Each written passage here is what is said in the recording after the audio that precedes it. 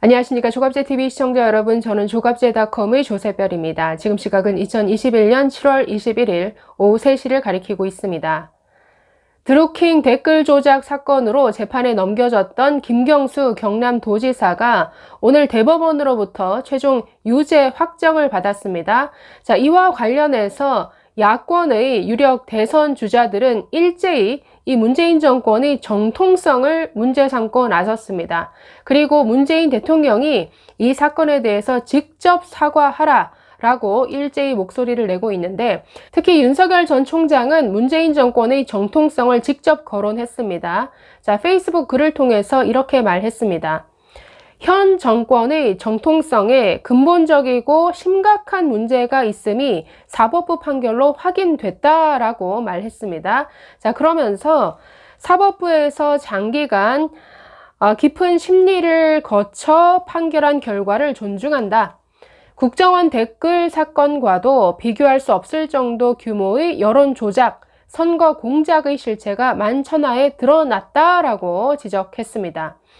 자, 그러면서 이번 대선에서도 다양한 방법의 여론 조작이 이어지고 있다.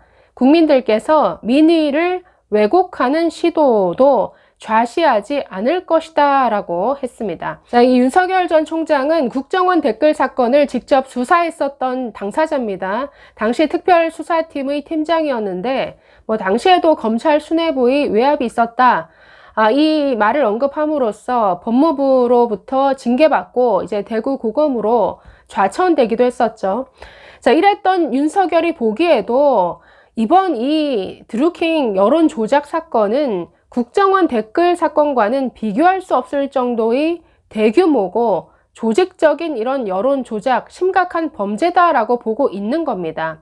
사실 건수에서도 비교를 해보면 국정원 댓글 사건은 한 40만 회 정도에 그칩니다. 그에 비해서 이 드루킹 여론 조작 사건은 8,800만 건이 넘습니다. 그것도 여론 형성에 굉장한 영향을 끼치는 네이버, 다음, 네이트와 같은 포털 사이트를 대상으로 이런 여론 조작을 시도한 거니까 이것이 얼마나 중대한 범죄입니까? 사실 징역 2년도 가벼운 것이죠. 자, 계속해서 이 댓글 조작 사건의 사실상 최대 피해자라고 할 수 있는 이 안철수 국민의당 대표도 오늘 입장문을 냈습니다. 자, 안철수 대표 이렇게 말합니다. 저 안철수를 죽이려 했던 김 지사의 추악한 다른 범죄는 유죄가 확정됐다. 사필 규정이다.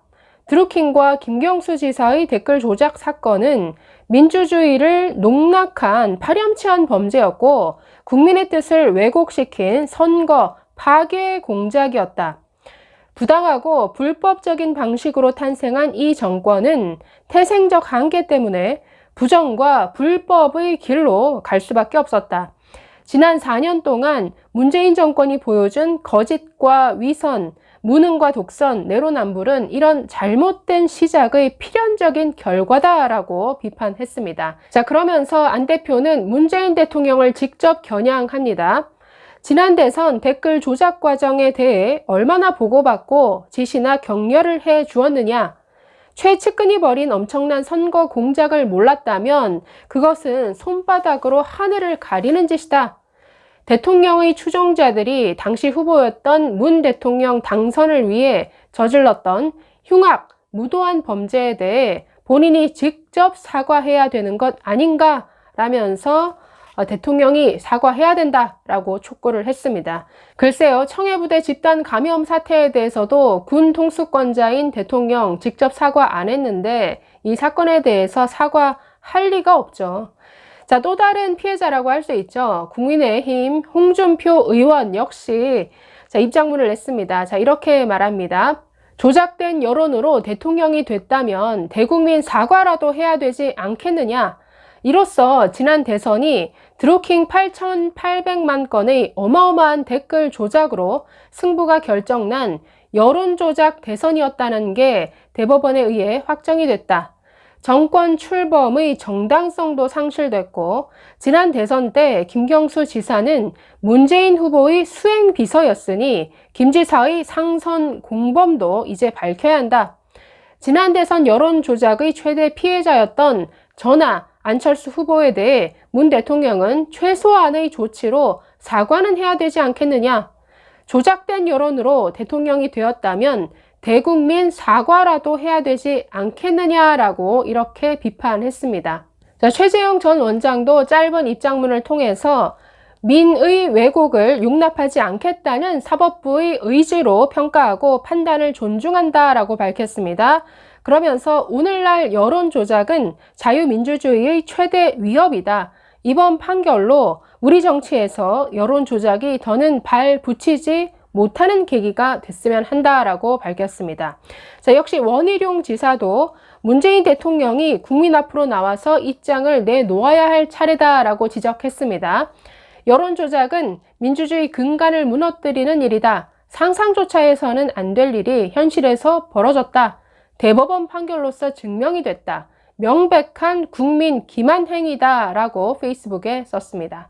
자, 이번 판결로 2017년 5월 9일에 치러졌던 대통령 선거의 적법성 그리고 공정성에 아주 심각한 흠결이 생겼습니다. 그 선거를 통해 당선된 이 문재인 대통령의 정통성 역시 훼손받게 된 것이죠. 자, 그리고 이번 사건의 그 시작을 한번 생각을 해보면 당시 엑스맨도 역시나 추미애 전 법무부 장관이었습니다. 자, 당시 더불어민주당 대표였는데 이 김어준 씨와 함께 뭔가 네이버 기사의 댓글이 조작되고 있는 것 같다. 이 추천 그 속도가 비정상적으로 빨리 올라간다라고 하면서 이 경찰에 수사 의뢰를 했습니다. 그것으로 시작이 됐는데 뚜껑을 열어보니까 완전히 반대였죠. 댓글 조작을 해온 사람들이 바로 이 김경수 지사와 결탁, 즉 공모해서 이 킹크랩이라는 대규모 이 매크로 조작 프로그램을 이용해서 여론 조작을 하고 있었다라는 것이 만천하에 공개가 돼버리게 됐습니다. 자, 그래서 이 추미애 전 장관이 참 톡톡한 역할을 했네요, 당시에도. 자, 이 김경수 지사는 문재인 대통령의 최측근 중에서도 최측근이었죠. 지난 대선에서 일정을 관리하기도 했고 대변인 역할도 했었습니다. 또 뭐 유력한 여권의 차기 주자로도 손꼽혔었는데 김경수뿐만 아니라 그 핵심 측근들이 전부 이 드루킹 김동원 씨와 아주 가까웠습니다. 그래서 당시 그 여권 경선 과정에서도 김정숙 여사가 승리하고 나서 우리 경국모에 가야 된다, 아주 그들을 격려하는 이런 발언이 좀 논란이 되기도 했었는데요. 자, 어쨌든 이번 유죄가 확정된 이 댓글 조작 사건, 과연 최측근이었던 김경수 지사의 단독 범행이었느냐, 과연 문재인 대통령은 몰랐는가, 이런 의문이 자연스럽게 제기가 됩니다. 이에 대해서 대통령 답을 내놔야죠. 적어도 지금 이런 대규모 여론 조작이 지난 대선에서 있었다라는 것, 이 점에 대해서는 대통령 당연히 국민 앞에 반성해야 됩니다.